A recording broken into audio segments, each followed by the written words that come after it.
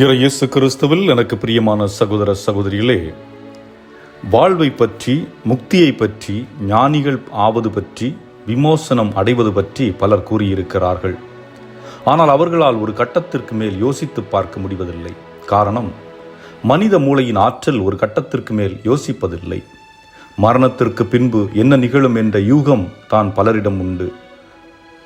ஒரு சிலர் மரணத்திற்கு பிறகு ஒன்றுமில்லை, ஆன்மா என்றே ஒன்று இல்லை என்று சொல்வார்கள். ஒரு சிலர் மீண்டும் பிறப்போம் என்பார்கள். ஒரு சிலர் 7 முறை பிறப்போம் என்பார்கள்.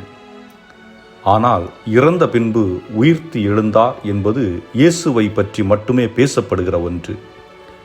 இன்றைய நற்செய்தியில் இயேசு நமது மரணத்திற்கு பின்பு என்ன நிகழும் என்று சொல்லிக் கொடுக்கிறார்.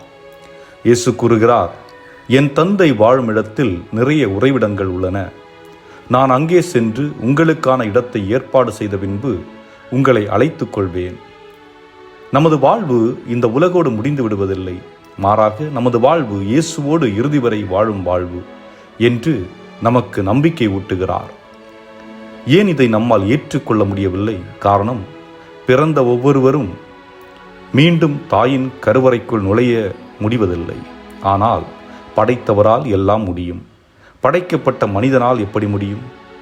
அதே போன்று இறைவனிடம் செல்லும் வழியும் ஒன்று என்றே கூறுகிறார். பல வழிகள் இல்லை, ஒரே வழி, அதுவும் இயேசுவே அந்த வழி. சிந்திப்போம். இறைவன் உங்களை ஆசீர்வதிப்பாராக. ஆமேன்.